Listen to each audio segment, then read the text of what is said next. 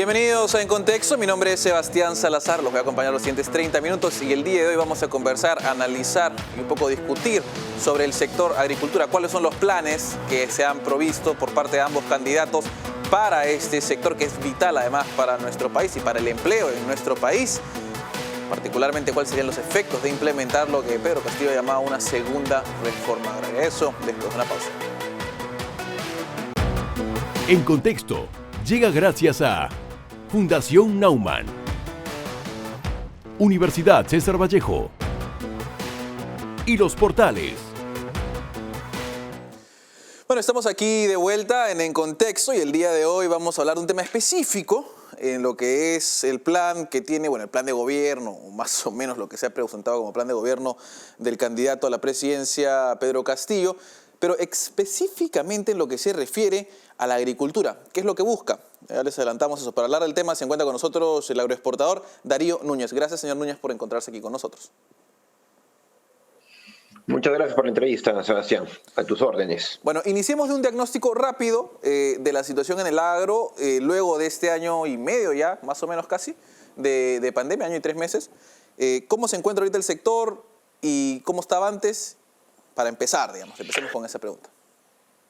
Mira, seamos sinceros. A nivel mundial, uno de los pocos rubros que no ha dejado de parar ha sido la agricultura, ¿no? Porque todos comemos, entonces no es un rubro que pueda parar. Entonces, más bien es un rubro que se ha posicionado, y en el Perú cada vez más. Vas a ir a ciudades que son netamente agrícolas como Ica, en la cual yo vivo, pero también ir a Chiclayo, a Olmos, a Piura, a Trujillo, ver lo que está generando la agricultura y la agroindustria en general, o sea, en su nombre, es que estamos en un negocio o en un rubro que está saliendo adelante. Sinceramente, en los últimos 20 años, luego de firmado los TLCs con diferentes gobiernos, desde Fujimori hasta Ollanta Humala, que se firmaron TLCs, nuestras agroexportaciones no han dejado de parar, no hemos dejado de crecer. Y no solo los agroexportadores, sino nuestros trabajadores y en general todos los rubros que están anexos hacia nosotros. Desde grifos, desde compañías que nos venden pesticidas o fertilizantes, o desde personas que nos venden bolsas plásticas para poder exportar nosotros ahí nuestras uvas. Entonces, en general, es un rubro muy demandante de mano de obra y muy generador de otras industrias que nos acompañan a nosotros. Entonces, hasta ahora la agroexportación creo que ha sido un boom y tenemos mucho más por crecer y por desarrollar. De acuerdo. Ahora, tomando en cuenta este punto de partida, y de hecho, claro, tiene sentido, al final nadie ha parado dentro de todo, ¿no? Con las limitaciones que hay ahora de comer, porque siempre se ha tenido que producir comida, ¿no? Es imposible que no se produzca comida. Digamos, sería, la verdad, terrible. En ese sentido, cara a futuro, después de esta segunda vuelta, ¿cuál es el balance más o menos que ustedes ven o que usted ve sobre los planes de gobierno? ¿No? Empecemos tal vez con el plan de gobierno de Keiko Fujimori respecto de los planes que tiene para tanto la agroexportación como para la agricultura. Mira, es primero que nada, antes de hablar, digamos, de temas de planes de gobierno, yo creo que en el Perú hay que definir bien dos tipos de agricultura. La agricultura que se da en la parte costa, que es la agroexportación, y la agricultura, digamos, mal llamada, como yo digo, familiar, que es la que está en la sierra o en la selva peruana, que por ser muy atomizada no se ha adherido al boom agroexportador. Entonces, ahí está, en mi punto de vista, el que tenemos que agregar a esas tierras a que vivan lo que nosotros estamos viviendo, a que puedan lo que pueden producir, qué se puede producir, qué se puede hacer en esas tierras para poderlas vender a nivel internacional, porque seamos sinceros, nosotros estamos en una latitud en el cual en el hemisferio norte, cuando hace mucho frío, nosotros podemos abastecerles una infinidad de productos. Entonces, por ahí es donde tenemos que ir. Yo estaba viendo el plan de gobierno de Ponte del señor Castillo, que decía que él cree que reactivando el Banco Agrario y dando préstamos a la gente soluciona el tema, donde yo creo que no va por ahí el tema. El tema va porque tenemos primero que, teniendo muy buenos técnicos en el Ministerio de Agricultura, como lo hemos visto en el SENASA, Ponte en Ica, que se ha desarrollado perfectamente. O sea, es una identidad estatal que funciona realmente como si fuera privada. Muy buenos técnicos, entonces tenemos que dar la oportunidad a esos técnicos a que empiecen a enseñar a las zonas altas qué se puede sembrar, qué podemos hacer. Eso es lo que hay que hacer, no regalando dinero, porque ya lo hemos visto con el Banco Agrario. Se dio créditos a todo el mundo, se regaló tractores a todo el mundo, al final nunca se cobraron ni un sol y el único perjudicado fue el Perú, porque nunca recuperó ese dinero. Entonces, creo que debemos ir por ese punto. Hay que empezar a hacer bancos de semillas, hay que empezar a hacer mucha presión para que haya gente que enseñe a los agricultores. Ya no estamos sembrando, ya no tenemos agricultura de 1800, de 1900. Estamos en agricultura del 2000, del 2020. O sea, estamos en una tecnología punta. Basta usted ir a Chile o ir a Estados Unidos, ya se riega con drones, ya se hace todo el tema de sanidad vía tablets, que nosotros ya como Agroexportar lo estamos viviendo, pero en la agricultura, digamos, pobre, lastimosamente no, porque yo creo que falta ese tema. Debemos apuntar ahí. O sea, digamos, a invertir en el capital humano, es lo más importante en este caso, capital humano y tecnología con mecanismos, digamos, más de avanzada para, digamos, explotar ese potencial que se encuentra siempre de alguna forma dormido, ¿no? Es que es lo lógico. Mira, yo te digo, Sebastián, la cereza. La cereza, lastimosamente, en la zona costera no se da. No se da porque no tenemos horas frío. ¿Dónde se daría eso muy bien? En la zona sierra. ¿Y por qué no lo hacemos en la zona sierra? Uno, porque no hay hectáreas para poder sembrar en cantidad para poder invertir en un proyecto. Entonces, ¿qué tenemos que hacer? Juntar a varios productores de la sierra, asesorarlos técnicamente y empezar a hacer esos negocios. El negocio de la cereza es multimillonario. En Chile representa, si no me equivoco, creo que el 15 o el 20% ya de sus exportaciones agrícolas. Entonces, la gente en Chile está dejando de sembrar otros cultivos por sembrar cereza. ¿Por qué no en Perú no hacemos eso? De acuerdo. Ahora, y de los planes que tenemos, digamos, delante, porque al fin y al cabo los planes muestran más que no necesariamente un pasos a seguir o un checklist, sino más bien hacia dónde quieren llevar los distintos candidatos, el sector. ¿Qué es lo que ve que distingue, digamos, al plan de Keiko Fujimori o de Fuerza Popular y al plan de Perú Libre y de Pedro Castillo? Y digamos, ¿cuál está mejor, entre comillas, no? ¿O cuál sería menos lesivo en el peor caso? Mira, definitivamente el de Keiko Fujimori está mucho mejor, ¿no? El de Keiko Fujimori, para empezar, que no está queriendo hacer una, no sé, mal llamada segunda reforma agraria, que todavía yo veo que por el otro lado ni siquiera dicen qué es o qué va a ser, porque la primera reforma agraria para nuestro país fue nefasta, o sea, nos hizo retroceder 30 o 40 años, y que ahora a pasos agigantados lo estamos volviendo a generar y a volver a hacer. Entonces, si el señor Castillo dice que se van a renegociar los tratados de libre comercio, que tanto bien nos han hecho al país, ¿a dónde vamos a ir? ¿A volver a los años 70? ¿A sembrar qué cosa? ¿A que lo que consumimos nosotros?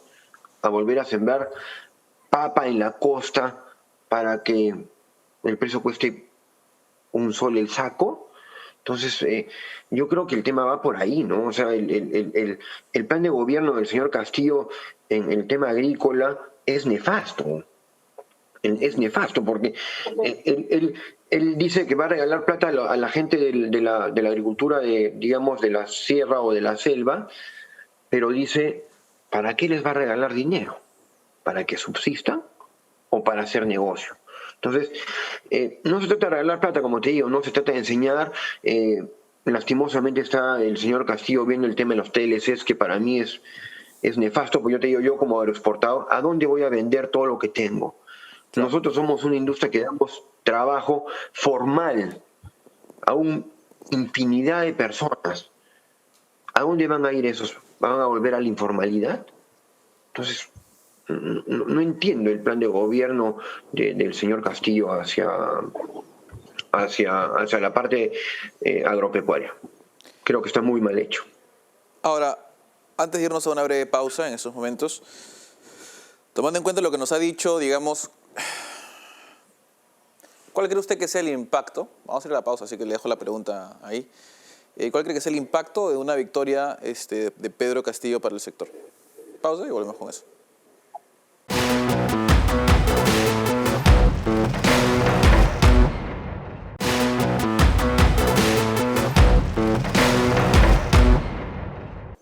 Bueno, estamos de vuelta, estamos hablando un poco de lo que es el plan de Pedro Castillo, el plan de Perú Libre en cualquier caso, o lo que sea que se ha presentado hasta ahora, porque no hay un plan muy articulado para el sector, para la agricultura. Y está con nosotros el agroexportador Darío Núñez, que nos estaba comentando un poco, digamos, de los efectos, de las intenciones y del daño que ocasionó la primera reforma agraria y lo que ocasionaría la segunda reforma agraria. Y para puntualizar un poco más en el tema, preguntábamos antes de irnos a la pausa, justamente, ¿cuál sería el impacto, cierto? O sea, estaríamos viendo, pues, tal vez que el sector se quede estancado. ¿Cuál sería el impacto en el sector? ¿O un retroceso de años? O bueno, por lo que nos ha dicho, no creo que sea positivo. Así que más bien la pregunta va a ser cuál es el grado, qué magnitud de impacto tendría este plan que tiene Pedro Castillo para el sector. Bueno, te lo acabo de decir, sería nefasto. Ni Pero siquiera cuando nos decimos estancaríamos. nefasto, digamos, es horrible, digamos, ¿no? Pero, ¿qué No, significa? es que a lo que te iba a responder es que ni siquiera nos estancaríamos. Ojalá sería bueno estancarnos y quedarnos con lo que tenemos. Lo que nos llevaría, lo que yo veo y siento, porque las palabras de los señores de Perú Libre no han sido claras, ¿ok? Lo que ellos quieren hacer es, no TLCs, simplemente, ¿a dónde voy a exportar? Entonces, toda la agroindustria que está generando millones de dólares en puestos de trabajo, en infinidad de cosas, ¿a dónde se van a ir? Yo por lo menos, yo como agroexportador, ¿a dónde voy a exportar? Si no puedo exportar, si no voy a poder, entonces, ¿qué voy a tener que hacer? Cerrar mi compañía. Entonces, ¿qué significa eso? Volver a los 70s, volver a que siempre, ¿qué cosa? Como les explicaba, a sembrar papa, que lastimosamente ahora... Si la sierra lastimosamente tiene precios bajos, imagínense ya sembrando todas las hectáreas nuevas que se han dedicado a la exportación a los cultivos de pan llevar. Sería un desastre. O sea, realmente no nos hemos puesto a pensar a lo que nos llevaría. O sea, realmente es, para mí, como le dije, sería nefasto, desastroso si alguien pone en marcha lo que quiere el señor Castillo, el profesor Castillo. Para mí va a ser nefasto, y te lo digo, para mí personalmente como agroexportador, lastimosamente tendría que cerrar mi compañía porque simplemente no tengo a quién venderle si es que los tratados de libre comercio el señor Castillo los va a renegociar o los va a cerrar. Para mí sería nefasto. Cerraría. Ahora digamos, tomando en cuenta lo que nos dice, tomando en cuenta, digamos, que las perspectivas no son nada buenas, mejor dicho, son terribles, en caso se ponga en efecto este plan, ¿cierto? Porque siempre puede que no se ponga en efecto el plan y sigamos con la inercia, lo cual, digamos, sería tal vez lo mejor si es que llegase Castillo a la presidencia. Pero esperando o con esperanzas a que se pueda mejorar el sector, conversamos un poco sobre, digamos, la inversión en capital humano, inversión en tecnología, inversión en, digamos, que haya algo más de alguna forma, innovación en las distintas partes de la agricultura, ¿cierto? Y entender además que, digamos, y esto tal vez es un poco de sentido común, pero que las distintas partes del Perú pueden producir productos agrícolas distintos. Es la realidad nuestra, Sebastián. Por eso. Entonces no puede haber, digamos, una política única para todos, ¿no? Sino que tendría que ser una política bien diferenciada. ¿Hacia dónde tendríamos que apuntar? ¿Cuáles son, digamos, las oportunidades que tenemos en este momento en el sector para avanzar en la agricultura? Pero es que yo te respondí una pregunta hace un ratito. Básicamente lo que tenemos que hacer es que el Ministerio de Agricultura del Perú se desburocratice. Ya. O sea, realmente tenemos muy buenos técnicos, pero están trabajando en el escritorio. Entonces, si nosotros en el agro tenemos que trabajar en la chacra, en el campo, no en un escritorio. Entonces, tenemos que hacer eso, tenemos que llevar a que nuestro Ministerio de Agricultura trabaje en el campo, no en los escritorios, no en las oficinas. Entonces, yo creo que por ahí tiene que ir quien sea que gane la presidencia. Tenemos que meterle punche a la agricultura, a la agroindustria y al sector lácteo. Entonces, pero si no, nosotros no somos capaces de hacerlo eso, estamos arruinados. Porque básicamente el éxito que ha tenido la agroindustria ha sido por un tema de inversión privada, en el cual el Estado lo único que nos ha hecho es firmar TLCs y nada más. No nos ayudó nunca en nada. Entonces, lo que tenemos que hacer es que el Ministerio de Agricultura se meta, se comprometa a hacer esas cosas. O sea, yo te digo un punto, Sebastián, y quizás no va a sonar algo desmedido. Yo digo, los transgenes, los cultivos transgénicos, son el demonio para un montón de gente. Pero yo digo, ¿por qué? ¿Por qué no vemos agriculturas de Holanda? ¿Por qué no vemos agriculturas de Estados Unidos en el cual esos productos, o Argentina mismo, esos productos les generan riqueza a sus agricultores? O sea, ¿por qué no podemos sembrar un maíz transgénico en Perú? ¿Por qué no? Para que el agricultor de la sierra genere dinero y gane más dinero. El que no quiera acceder a esos maíces, digamos, o a esas papas, y seguir sembrando las papas de hace 30 o 40 o 50 años, que en fin son buenas, y que el mercado las quiera comer, tendrá que pagar un poco más. ¿Me entiendes? Porque cada vez va a haber menos producción de esas papas, que producen menos toneladas por hectárea comparada con las otras. Entonces, en vez de importar, el señor Castillo, tanto que dice de las papas para pollos a la brasa, ¿por qué no las producimos en Perú? Pero para eso necesitamos cultivos como los que produce Holanda para ese tipo de papas. Pero si nosotros le ponemos un pare a los transgénicos o a esas tecnologías, por gusto, estamos en lo mismo. Ahora, justamente y tocando tal vez el tema de los transgénicos, eso, digamos, es algo que ya el Congreso, no sé si o el anterior, pero ya eliminó la posibilidad, ¿cierto? O sea, ya se ha postergado 10 años más. Y alguna vez teníamos acá justamente, me parece, un biólogo que nos contaba, digamos, el potencial que eso tendría para, bueno, todo el sector. Todo el sector. Todo el sector, Sebastián, todo el sector. Por eso te digo, es que a esas políticas son las que debemos apuntar. Uh-huh.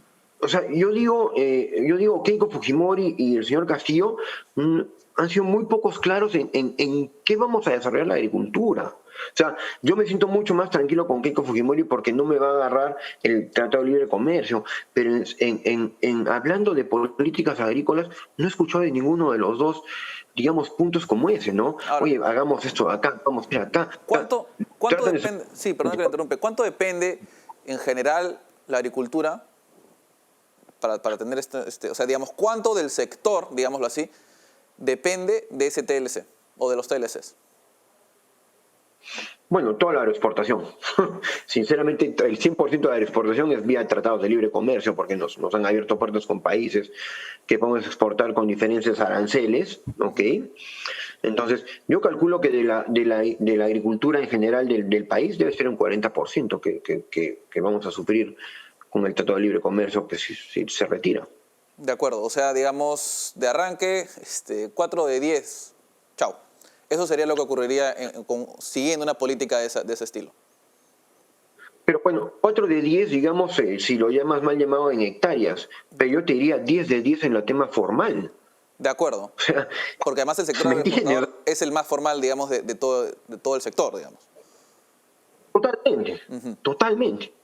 Totalmente. Tú basta que compares una agricultura en Ica con una agricultura en Huancavelica. Uh-huh. Ahora, y tomando eso en consideración, digamos, porque además yo me imagino que si cayesen esos 40, por decirlo así, porque además es el efecto directo, ¿cierto? El efecto directo, pero digamos, no, los agroexportadores, me imagino, no todos solamente exportan, sino que también producen un porcentaje acá y además compran, o sea, hay la cantidad de empleos que estarían ahí vinculados es gigantesco, porque además es bien intensivo en obra manual. Sebastián, es gigantesco en todos lados. O sea, como te comentaba, las industrias que se han desarrollado al entorno de nosotros son impresionantes. Nadie habla de la cantidad de buses que nosotros manejamos. Nosotros, ponte, tenemos 1.500 trabajadores, cada bus lleva 42 a 45 personas. Saca tu cuenta cuántos buses usamos por día. Entonces, la industria de movimiento de masa es increíble. ¿Qué lleva a esto? Los grifos, los mecánicos, los choferes, los vidrios. O sea, imagínate toda esa industria que se ha generado con nosotros. El catering. En los packings se dan almuerzos y cenas a miles de personas diarias. Si dejamos de exportar, ¿a dónde se van a ir esos?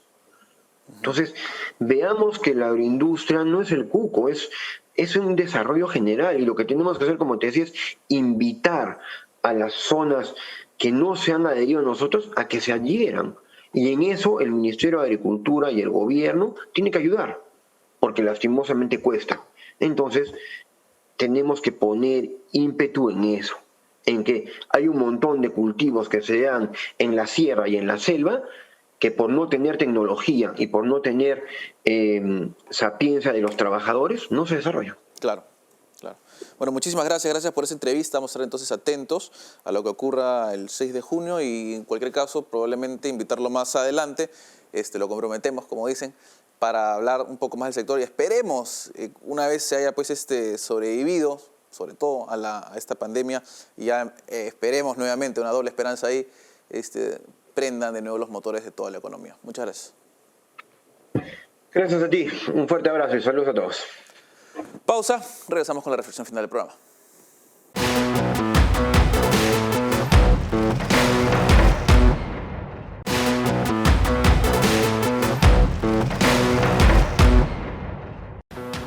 Bueno, estamos de vuelta aquí con la reflexión final del programa y como lo han escuchado, implementar el plan que está establecido o que ha sido mencionado de una forma por Perú Libre, por Pedro Castillo específicamente, significaría básicamente acabar con cualquier tipo de formalidad en el sector agrícola.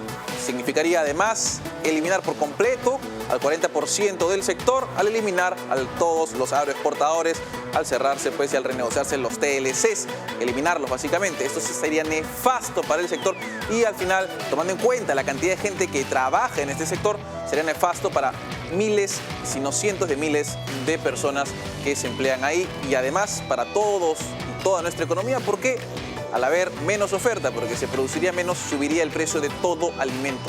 No solo por las políticas externas que planean seguir los de Perú Libre, sino porque no habría más cosas que comer en nuestro país. Con eso cerramos a esta hora, pero antes de eso les decimos que nos puede seguir en YouTube.